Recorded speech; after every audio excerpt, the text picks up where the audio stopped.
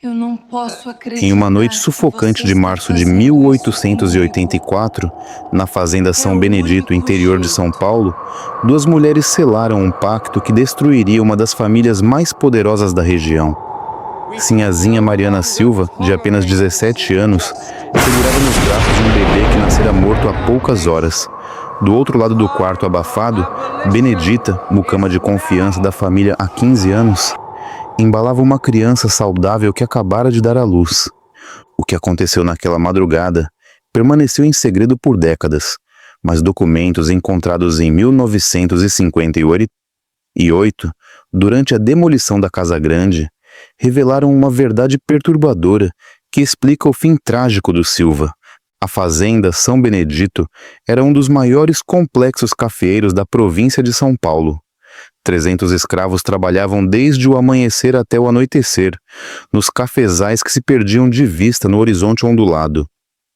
A Casa Grande, construída no estilo colonial português, dominava majestosamente a paisagem com suas varandas amplas, azulejos importados de Lisboa e jardins que imitavam os palácios europeus.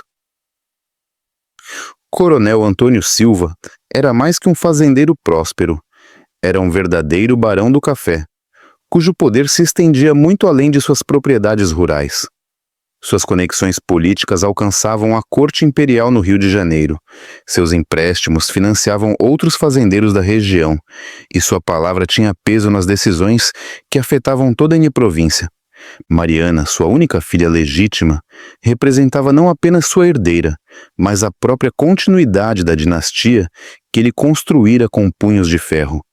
Educada por preceptoras francesas, ela falava 4 idiomas, tocava piano com maestria e bordava como as damas da corte imperial.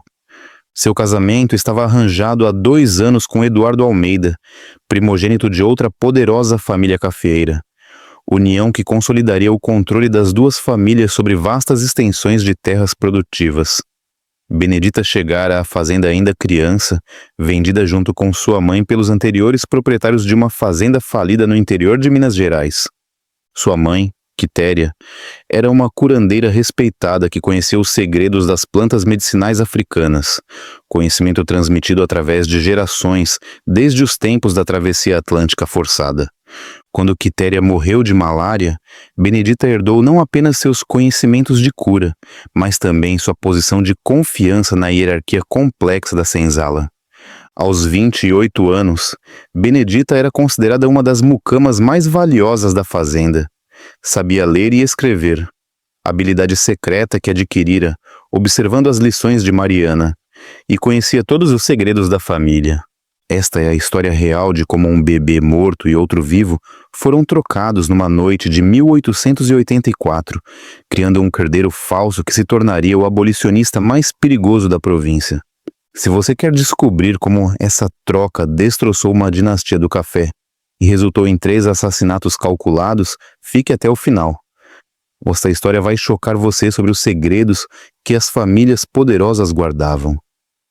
Naquela noite fatídica de março, quando os gritos de dor ecoaram simultaneamente da Casa Grande e da senzala, 2 vidas estavam prestes a se entrelaçar de forma irreversível. O parto de Mariana foi assistido pela parteira francesa Madame Dubois, trazida especialmente da capital para garantir que tudo ocorresse nas melhores condições possíveis.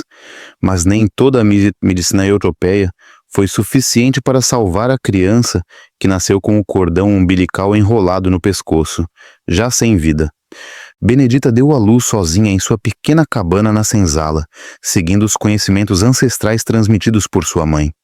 O pai da criança era Tomé, um escravo Angola que havia morrido 6 meses antes em um acidente nos cafezais.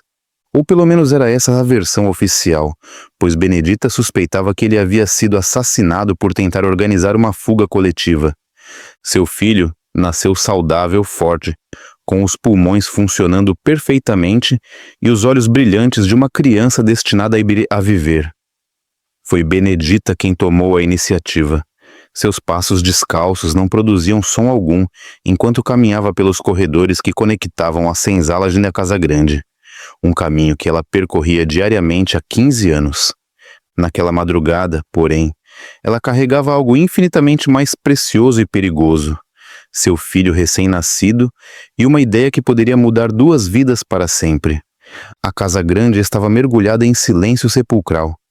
Madame Dubois havia partido após confirmar que não havia nada a ser feito pela criança de Mariana. O coronel Antônio passara as últimas horas trancado em seu escritório, bebendo conhaque francês e ruminando sobre as implicações da tragédia. O casamento com os Almeida dependia da capacidade de Mariana gerar herdeiros. Um filho morto não apenas significava luto pessoal, mas a ruína de todos os planos familiares cuidadosamente elaborados. Benedita encontrou Mariana sozinha no quarto principal, ainda vestindo a camisola ensanguentada do parto, segurando o corpinho inerte de sua criança. Quando Mariana ergueu os olhos e viu Benedita parada na porta, com um bebê vivo nos braços, algo mudou instantaneamente em sua fisionomia. Não foi piedade nem compaixão. Foi o cálculo frio de uma mulher acostumada a resolver problemas através de soluções práticas. A proposta surgiu sem palavras inicialmente. Os olhares se encontraram e ambas compreenderam a magnitude do que estava sendo considerado. Trocar as crianças significava salvar a honra de Mariana, garantir a continuidade dos planos familiares e oferecer ao filho de Benedita um futuro que transcendia completamente as limitações impostas por sua origem. Ele pode ter uma vida que eu jamais poderia dar, sussurrou Benedita, sua voz baixa e controlada apesar da tempestade emocional que a consumia. Para Mariana, a proposta parecia quase miraculosa em sua simplicidade.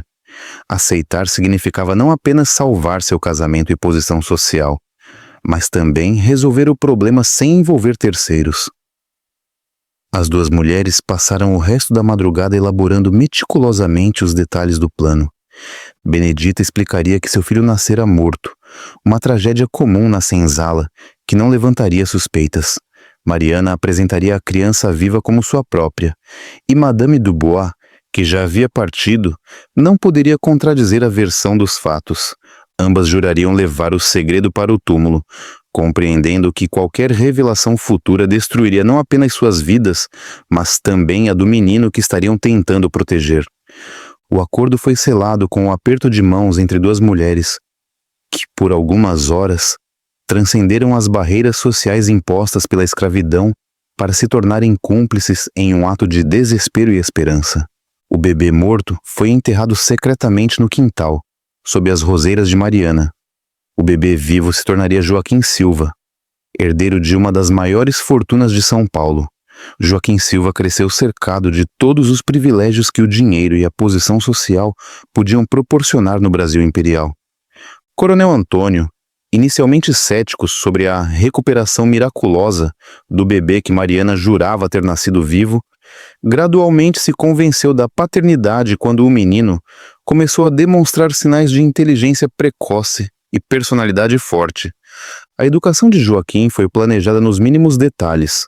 Aos 4 anos, começou a aprender francês com Mademoiselle Leclerc, uma preceptora contratada diretamente de Paris. Aos 6, dominava o latim básico com o padre Anselmo, capelão particular da fazenda. Aos 8 anos, já resolvia problemas de matemática que desafiavam jovens de 15 anos, demonstrando uma capacidade analítica que impressionava todos os tutores. Mas havia aspectos em Joaquim que gradualmente começaram a intrigar e às vezes perturbar o coronel. Seus traços, embora refinados pela excelente alimentação e cuidados médicos constantes, carregavam características que não se explicavam facilmente pela genealogia conhecida do Silva. Seus cabelos eram naturalmente mais escuros e levemente ondulados.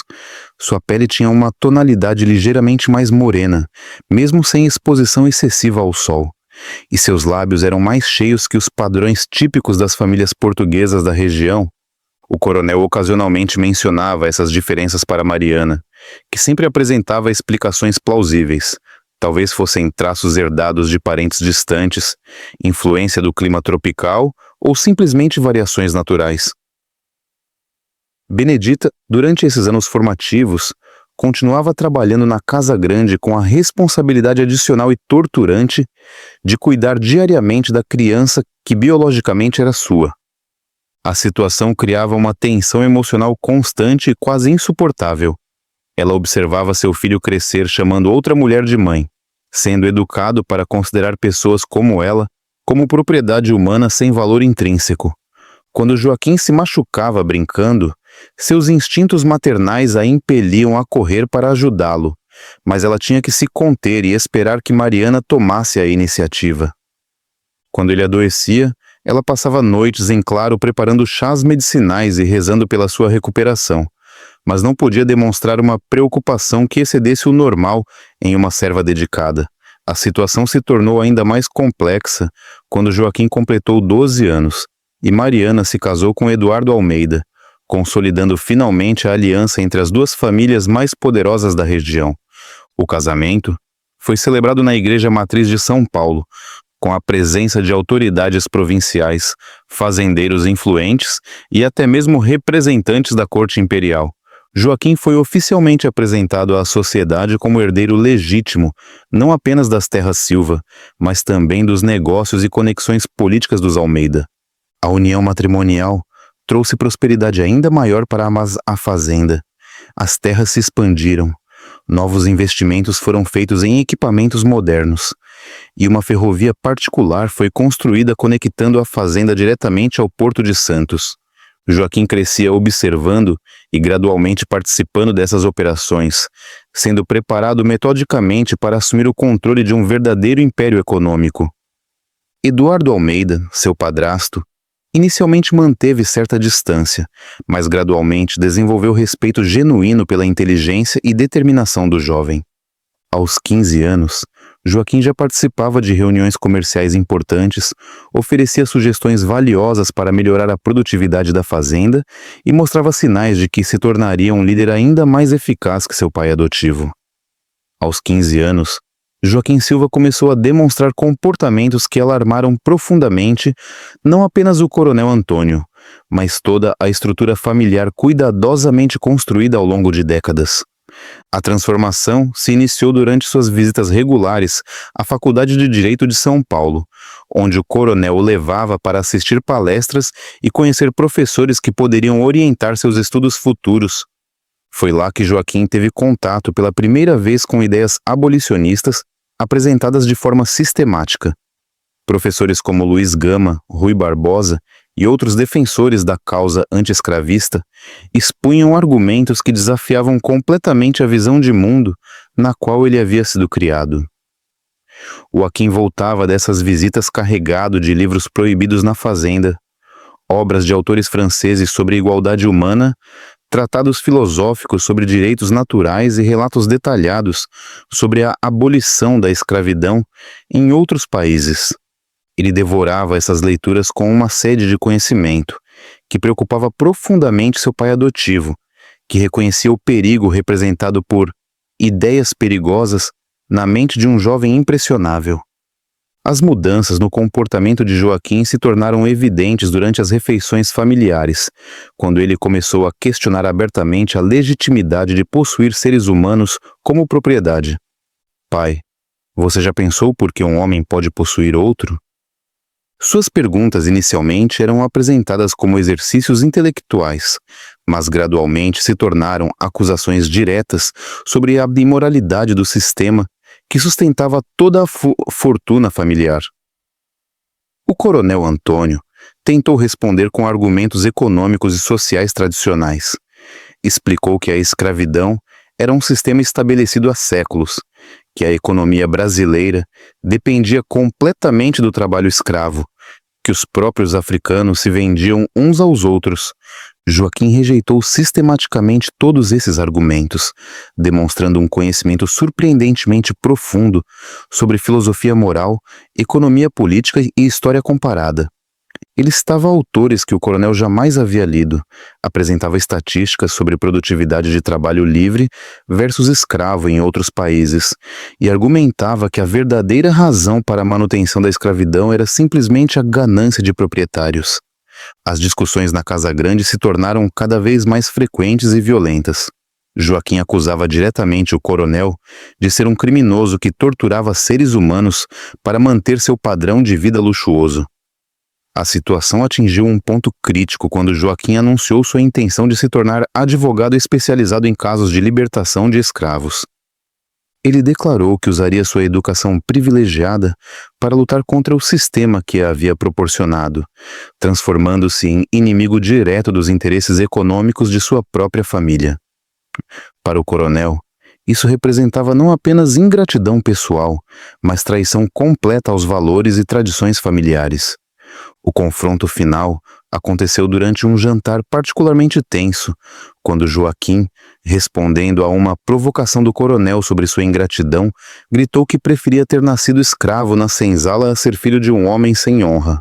O coronel ficou lívido, perdeu completamente o controle e, pela primeira vez na vida, agrediu fisicamente o jovem com um tapa no rosto que ecoou por toda a casa grande. O silêncio que se seguiu foi tenso e carregado de ameaças não verbalizadas. Joaquim segurou o rosto machucado, olhou diretamente nos olhos de seu pai adotivo e sussurrou com uma frieza que gelou o sangue de todos os presentes. Agora, o Senhor mostrou sua verdadeira natureza.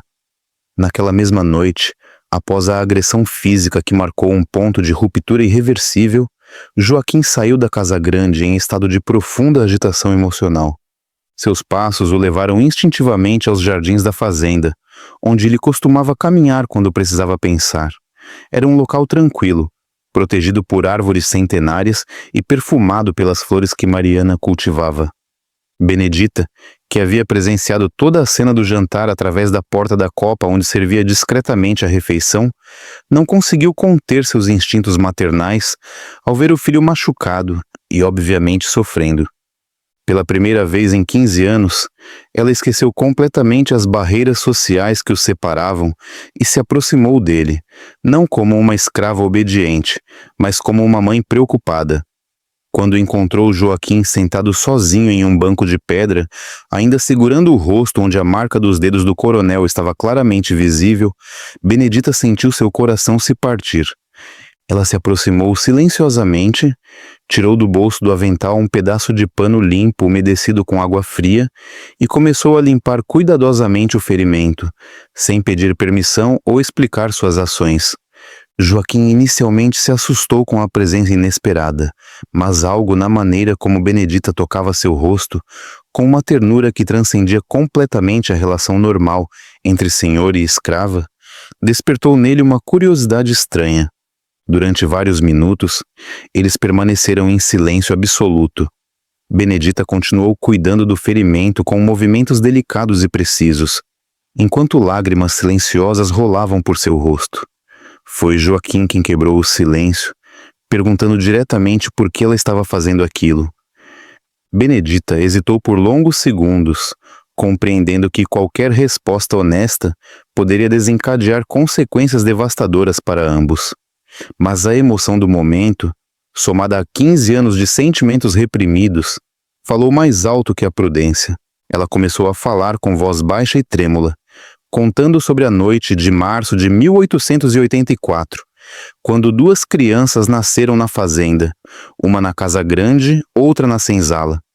Inicialmente, Joaquim pensou que ela estava contando algum tipo de história para consolá-lo, mas conforme os detalhes se acumulavam, uma suspeita terrível começou a se formar em sua mente. Quando encontrei sinhazinha Mariana chorando sobre o corpo de um bebê morto, ofereci meu próprio filho para salvar a honra da família. Vivi 15 anos observando minha criança crescer, sem poder jamais demonstrar o amor maternal que me consumia. Cada palavra era uma confissão dolorosa, um segredo guardado há décadas, finalmente sendo revelado para a única pessoa no mundo que tinha o direito de conhecê-lo. Joaquim ouviu tudo em estado de choque crescente. A revelação explicava tantas coisas que nunca haviam feito sentido. Sua aparência ligeiramente diferente dos outros Silva, sua compaixão natural pelos escravos e, principalmente, a atenção especial que Benedita sempre lhe dedicara. Quando ela terminou de contar a história, mostrou pequenas marcas de nascença no corpo de Joaquim que apenas uma mãe poderia conhecer em detalhes tão íntimos. A verdade se tornou inegável. Joaquim Silva, herdeiro de uma das maiores fortunas cafeeiras de São Paulo, destinado a casar-se com a aristocracia rural brasileira, era, na verdade, filho de uma escrava. Toda sua identidade, todas suas expectativas futuras, toda sua visão de mundo desmoronaram instantaneamente. Mas ao mesmo tempo em que a revelação devastava emocionalmente, ela também oferecia uma explicação lógica para seus sentimentos de desconforto com a escravidão. Não eram apenas ideias intelectuais absorvidas de livros franceses.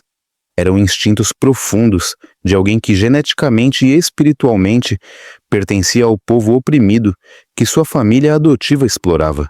A revelação da verdade sobre as origens de Joaquim não permaneceu secreta por muito tempo. Mariana Silva, que havia desenvolvido ao longo dos anos uma capacidade quase sobrenatural para detectar mudanças sutis no comportamento das pessoas ao seu redor, habilidade essencial para uma mulher que vivia guardando segredos perigosos, percebeu imediatamente que algo fundamental havia mudado. Nos dias seguintes ao confronto com o coronel, Mariana observou com crescente alarme pequenos sinais reveladores. A maneira como Joaquim agora olhava diretamente para Benedita quando ela entrava em um cômodo, o respeito sutil que ele demonstrava em suas interações com ela, e principalmente a forma como Benedita não conseguia mais disfarçar completamente a dor maternal em seus olhos. A confirmação de suas suspeitas mais terríveis veio quando ela flagrou uma conversa sussurrada entre os dois no corredor que levava às dependências dos escravos. Embora não conseguisse ouvir as palavras exatas, a intimidade emocional evidente na postura corporal de ambos revelou inequivocamente que o segredo guardado há 15 anos havia sido descoberto. Mariana transformou-se instantaneamente em uma mulher obcecada pela necessidade de proteger a todo custo a estabilidade de sua família. Ela compreendia perfeitamente que se a verdade sobre a troca dos bebês fosse revelada publicamente, não apenas Joaquim perderia sua posição social. Toda a família seria completamente destruída. A oportunidade para implementar uma solução definitiva surgiu quando uma epidemia de febre amarela começou a se espalhar pela província de São Paulo durante o outono de 1884. Várias fazendas da região relataram mortes entre escravos, e as autoridades sanitárias recomendavam isolamento imediato de qualquer pessoa que apresentasse sintomas suspeitos. Para Mariana, essa situação oferecia cobertura perfeita para um plano macabro que havia começado a se formar em sua mente. Se Benedita morresse durante a epidemia, levaria consigo o único testemunho direto da troca dos bebês. Sem o testemunho de Benedita, qualquer história sobre a origem real de Joaquim seria impossível de comprovar. Mariana começou cuidadosamente a espalhar rumores de que Benedita estava apresentando sintomas iniciais da febre amarela. Como a mucama trabalhava diretamente na Casa Grande, seria natural isolá-la imediatamente. O plano era diabólico em sua simplicidade. Benedita seria mantida em isolamento rigoroso em uma das senzalas mais afastadas, oficialmente para evitar contágio, mas na realidade para facilitar sua eliminação discreta.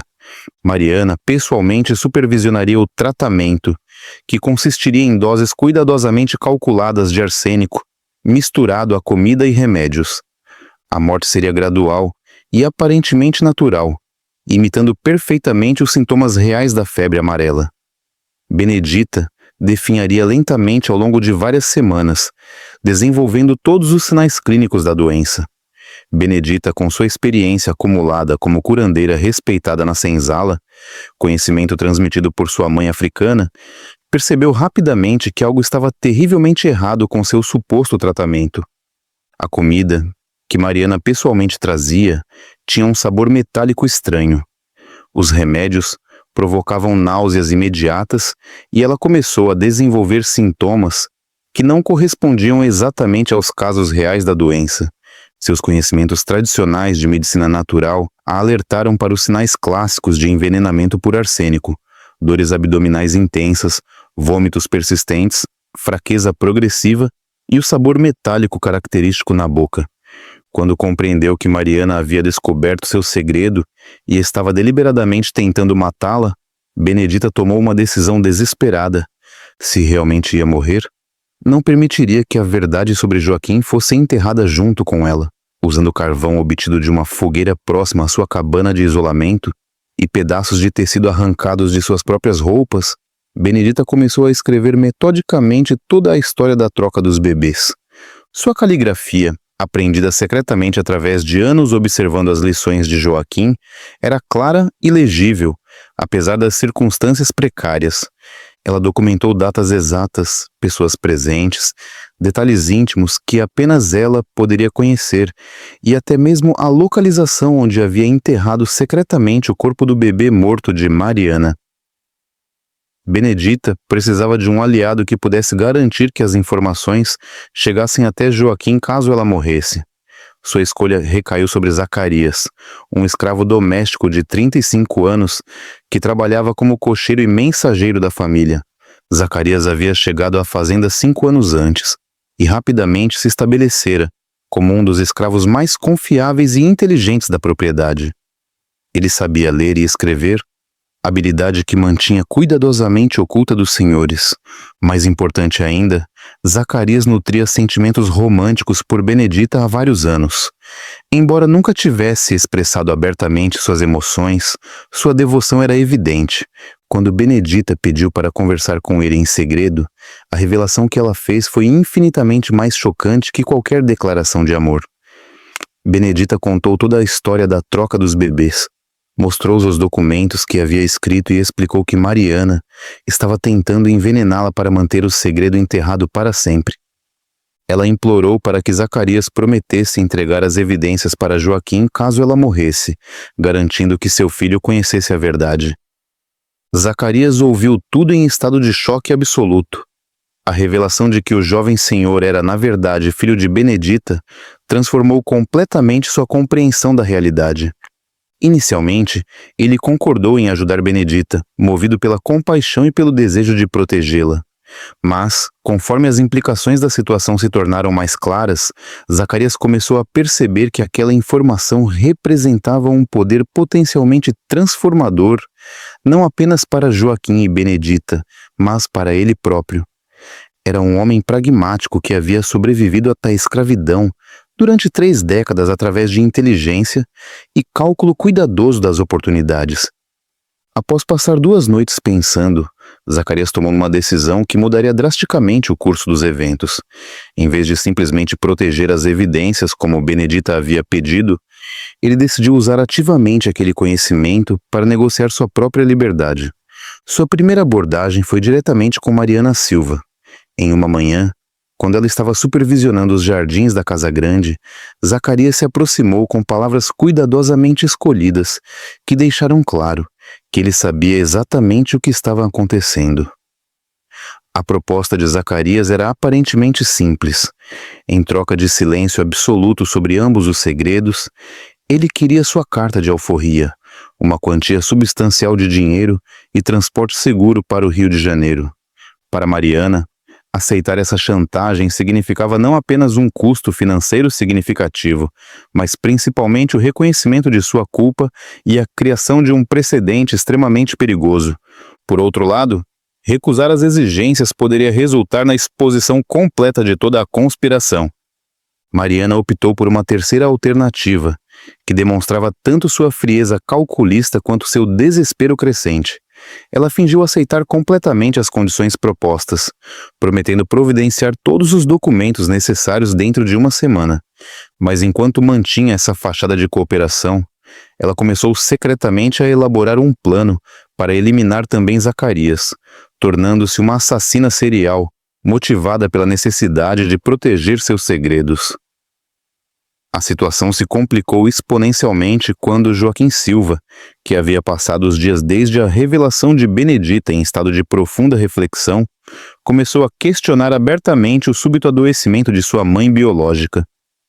Ele exigiu detalhes médicos sobre sua condição, ofereceu-se para pagar por especialistas particulares de São Paulo e mostrou uma preocupação que claramente transcendia o normal entre um senhor e uma escrava. Suas perguntas insistentes começaram a despertar suspeitas no coronel Antônio Silva, que, com sua experiência em detectar conspirações, começou a perceber que algo muito grave estava acontecendo. Foi nesse contexto de tensão crescente que Zacarias cometeu seu erro mais fatal.